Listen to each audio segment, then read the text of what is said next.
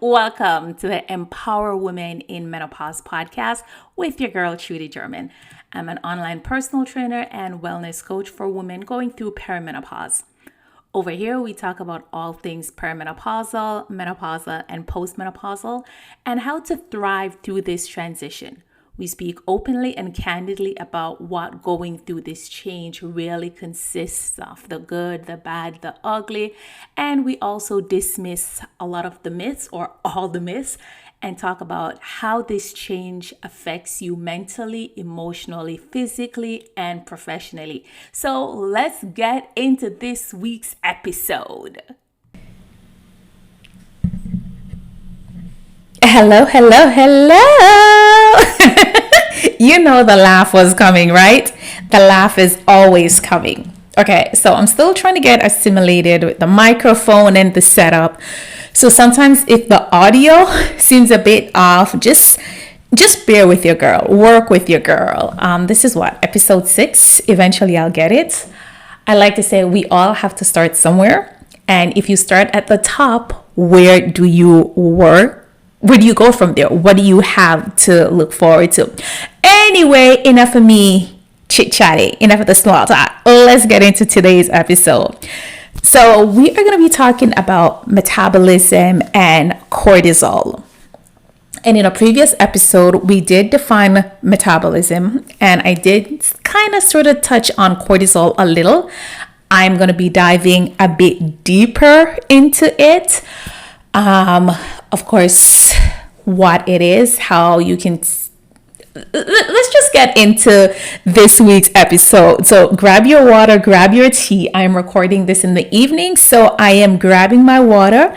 I'm gonna drink my water and mind my business. Well, I'm not minding my business because let's jump into this. All right. So cortisol is a hormone, and everything in our bodies are governed by hormones. Our hormones come from our endocrine system, right? It's basically the messenger in our body, sends message from one end to the next. So cortisol is known as the stress hormone, and it's secreted by the endocrine system, as I previously mentioned, and we have cortisol receptors all over our body. So what that means is we have stress receptors all over our body. So it is the stress hormone, but not because it's the stress hormone doesn't mean it's a bad thing. I know we associate stress with being something bad, but stress can be something good. For example, you get a promotion at work, you get excited, your cortisol level is going to go up. So that's a stress. You get a pay raise, you get paid, your baby graduates, your baby take their first step. Just like exciting moments, you see a car accident, bam, you get stressed. Or you see a bear coming, or you're walking on the street and you see a bike coming and you have to cross the street real quick. That's a stress. Nothing's wrong with being stressed for a short period of time. The problem comes in when we remain stressed. And that's normal for a lot of us because of our lifestyle. Hustle culture have us on the go. I'm 44, knocking on 45 door, and I was one of those. Pride myself is I'm team no sleep. I have all these things going on.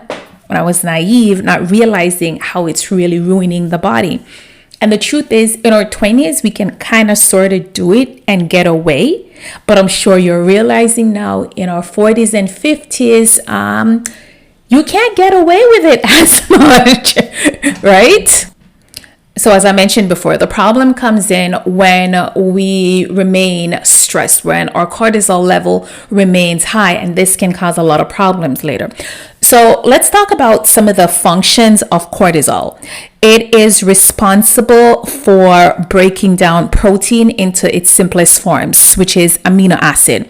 It helps to regulate metabolism. And remember, our metabolism is how our body turns the food we eat and drink into energy.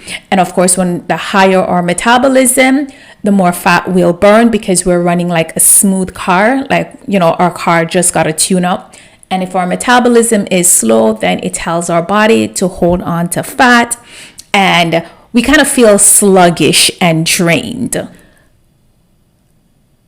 Cortisol also helps to regulate our blood pressure, along with increasing memory. So that's why if you find that sometimes you're getting older, you experience brain fog. I am one of those.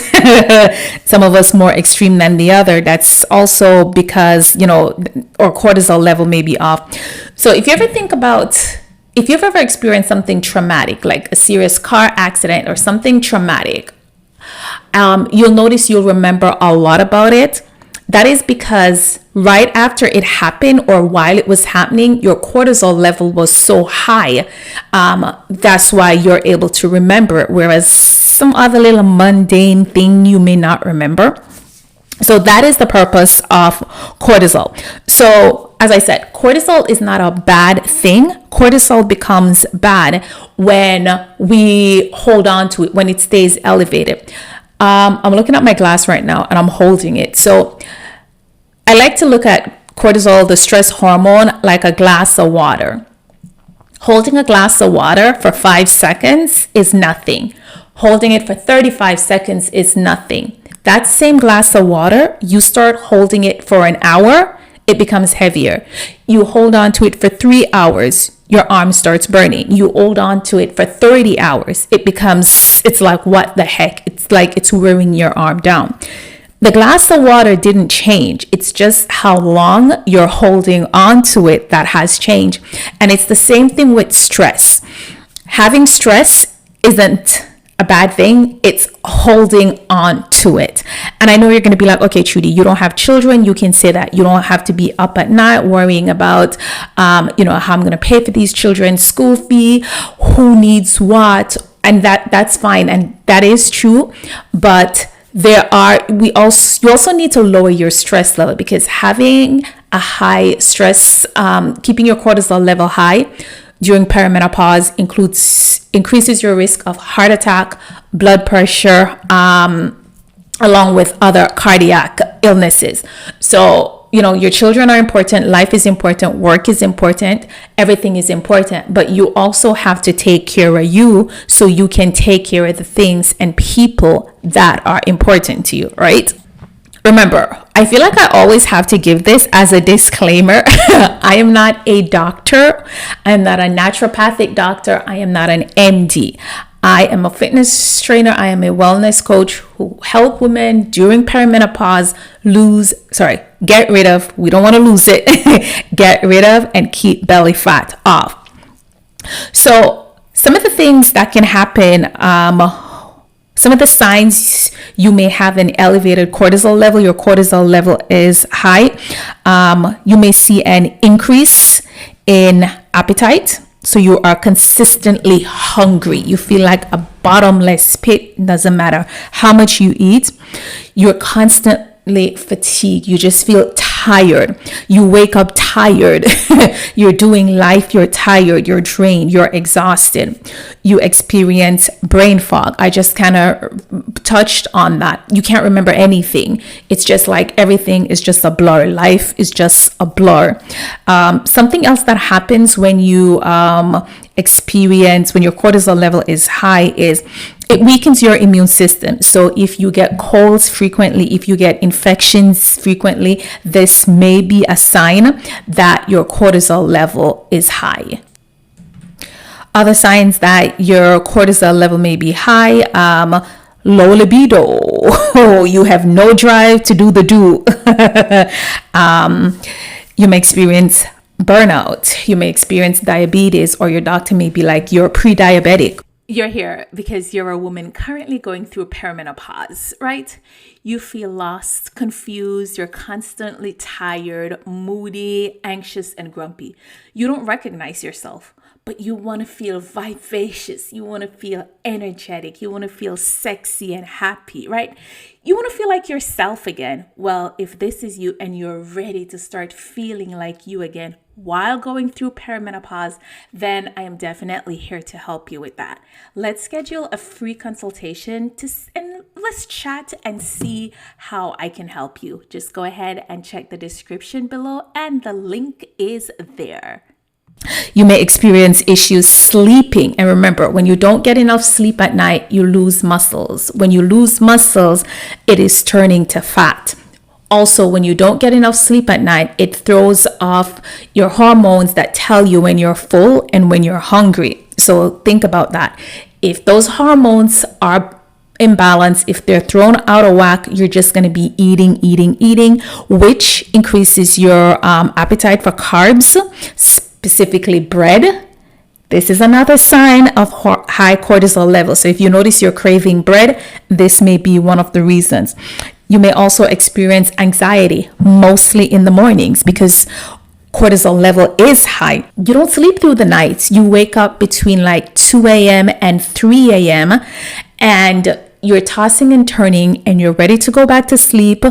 When it's time to get up, or even if you get up at like 6 or 7, come 8 a.m., you are hitting a wall, right? Another thing that may happen if you have high cortisol level is increased belly fat.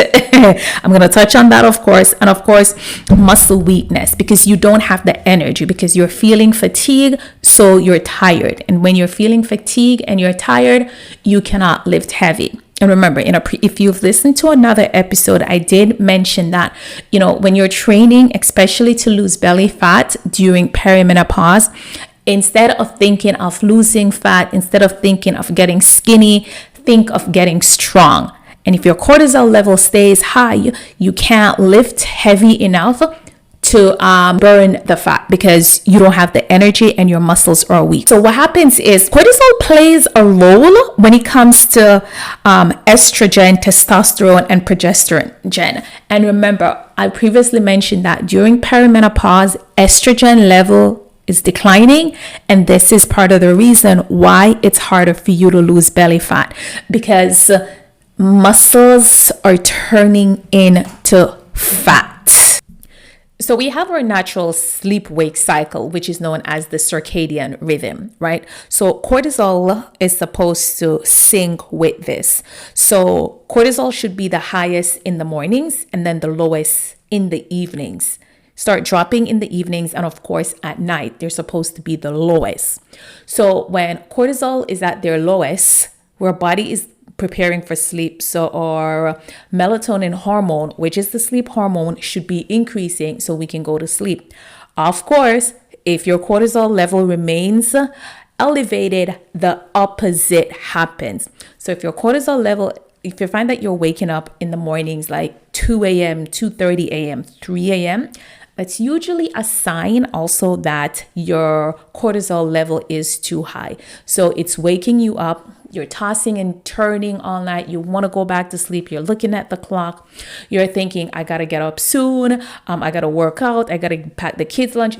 You got a life, and you're watching the clock and you can't go back to sleep. But come 6 a.m. when you probably should be getting up, come 6:30 or 7 a.m., basically when you should be getting up, that's when your body's like, okay, let's go to sleep. And you're like, no, I got to do life now.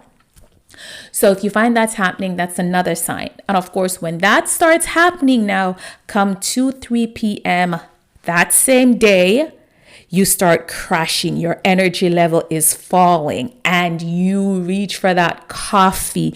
You reach for that energy drink. And now the cycle starts over where your cortisol level is going up later in the day when it should be coming down.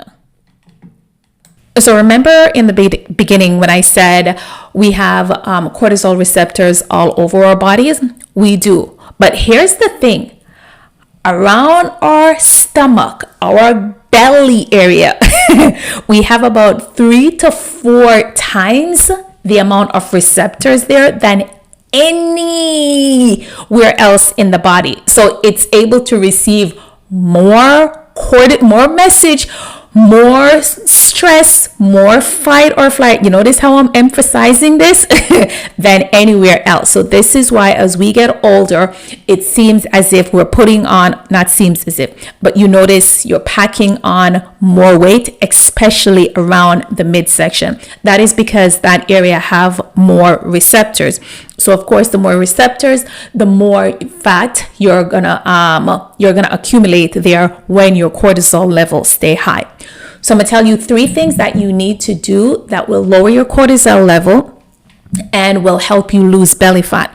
Now, please keep in mind, these things, you don't start them tonight and then you see the result tomorrow morning, or you don't start them on Monday and by the end of the week you see them. I'm trying to get you out of that, I want it now mentality. This is something that requires time. So first of all, you need to start getting enough sleep. And I know at this stage, getting enough sleep is a problem. One, you may be experiencing insomnia because of stress. You may be experiencing insomnia because of night sweats, or you just can't sleep because your cortisol level is so high. So this is why it's another reason for you to start making sure that you have a nighttime routine where you are unwinding before you go to bed. Something I've found that has definitely worked in the past with some of my clients is having them have something to eat about 9 minutes before bedtime. Now, having something to eat, it should be carbs. Hold on, not bread that time of the night, but carbs and protein. Please do not have fruits. Don't have any fruit drink, any fresh fruit. Those are all great. But at that time of the night, it's going to spike your insulin level, and you're not going to get a good night's sleep, which is what we want you to do. So you can have something like plain not granola, my bad. You can have plain oats with some protein powder. You can have plain oats with cottage cheese. If you can handle cottage cheese, you can also add some protein powder to that. You can also have plain oats with protein powder and yogurt, or, just the yogurt and the plain oats. Basically, you want to be having carbs and protein at that time of the night, so it will help you to sleep throughout the night. As I mentioned, please don't go having bread. Please don't go having pizza. Definitely do not have fruits. Fruits are good, but this is not what I want you to have this time of the night. If you want to sleep through the night, if you don't want to be waking up between 2 and 3 a.m. and feeling cranky, groggy, and moody the next day. Something else that you can definitely do to lower your cortisol level, lay off the 3 p.m. coffee. I used to be this person before I knew better. And here's what's happening. Remember, I previously said cortisol level, in reality, cortisol level is supposed to be higher in the morning and then lower as the day progresses. When you're stressed, it's the opposite that happens. So now come 3 o'clock, your energy level is dropping. You still have work to do. You still have life to do. You still have to be your children Uber driver. You still have to do things from 3 p.m. So of course you want to stay awake. So you're like, okay, let me reach for the coffee. Or if it's not coffee, you're reaching for some soda or pop. I live in Canada, we call it pop. Or you are reaching for some sort of energy drink. All of those contain caffeine or sugar, which of course is going to give you a boost in energy. But here's what's going to happen. It's going to boost your energy it's going to boost your cortisol level, when in reality, your cortisol level should start coming down at around that time. So if you're like, oh, it doesn't matter, I can still have caffeine, whether it's in an energy drink, or I can still have a lot of sugar or anything and still sleep at night. That is a clear sign that you are burnt out, that your cortisol level is really high, right? And you're not getting quality sleep. Yes, you may be sleeping, but you're not getting good quality sleep throughout the night. So instead of having your coffee or any caffeinated or energy drink at around 3 p.m., I would suggest that you have a glass of water. You can have water with some sort of citrus in it, lemon, lime, orange, something like that. And if you're in a climate where you can go for a walk, I say if, because I'm recording this in December in Toronto, although the weather has been nice here for now. But if you're able to go for a walk, if you're working from home, run up and down the stairs, if you live in a house, do some jumping jacks. Just try to refrain from having caffeine that time of the night, because it's sending you on a cycle that is not good, right? So I'm trying to help you to get off. Something else that you can definitely do to lower your cortisol level is quit it with the HIIT. You know what HIIT is? High intensity interval training. It is where you go all out for a few seconds, then you take a break. HIIT is a great way to lose fat, do not get me wrong, but if your cortisol level is high, you should not be doing HIIT, high intensity interval training, at all, not even once a week, because this is going to leave your cortisol level high. What you can do instead, go for walks. Right now, if your cortisol level is high, I don't want you to be concerned about losing belly fat, because it's not gonna happen while your cortisol level is high. Your primary goal should be lowering your cortisol level, right? So you can definitely lower that by walking. Walking is great for losing weight, and it's also low impact. Other things that you can do, make time to relax. Please do not tell me you do not have time. Yes, you do, because relaxing, you don't need 1 to 2 hours. You're not singing Kumbaya, right? You can do it in as little as 5 to 10 minutes. And I know you have that, because I promise you spend more than that on either TikTok, Instagram, somewhere. So if when you pull into your driveway at home, wait an extra 5 to 10 minutes before you go into the family, where you have to get in mom and wife mode.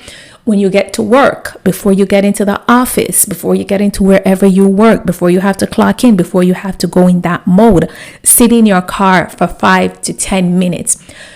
And when you're relaxing, it does not include your phone. It does not include social media, because that is not relaxing. That is stimulating your brain, stimulating your mind, giving you a dopamine high, which we do not want. So you can use the phone to just set an alarm for like 5-10 minutes, because we want you going into work. We want you going into the family. We don't want you sleeping in the car. And if you're in an area where you can, go sit at the park and have your lunch, where you can just watch people walk by. And I said an area because, once again, I'm recording this in December where it's cold, and I'm in Toronto, so that's not happening here. But try making time to do little things that just make you feel relaxed. Some of the things that I do is I go for a massage bi-weekly, right? In the summer months, I'll go for a walk because I'm home. I work from home. I'll go for walks when it's nice. But you definitely need to find things to do to relax you. If you're into meditation, that's fine.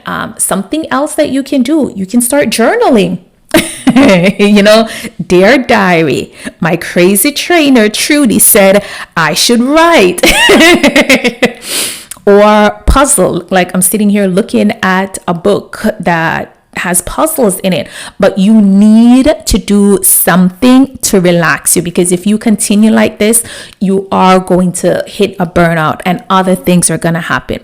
Because remember, high cortisol level can lead to high blood pressure, osteoporosis, and different heart issues. If you let this bad boy sit until it gets to that, you're going to have a bigger problem, because now you're going to need some sort of medication, and you're going to need longer time to recover.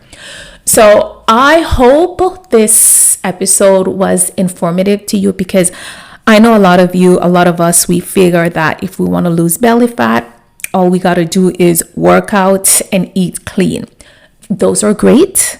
But at this stage, when our bodies are going through so many different changes, when our hormones, not just estrogen, progesterone, when life is lifing and so many things are happening, we need to take those things into consideration, because they are going to have an impact on where and how you store fat. Because as I've taught you a few minutes ago, our stomach have more cortisol receptors than anywhere else. This is why as we get older, the inches around our stomach grow faster than anywhere else. And dieting, cutting carbs, and all of those things are not going to help. A lot of these is lifestyle change. So remember, when cortisol is high, you can't relax. It keeps you in fight or flight mode. It lowers your mood, your energy level.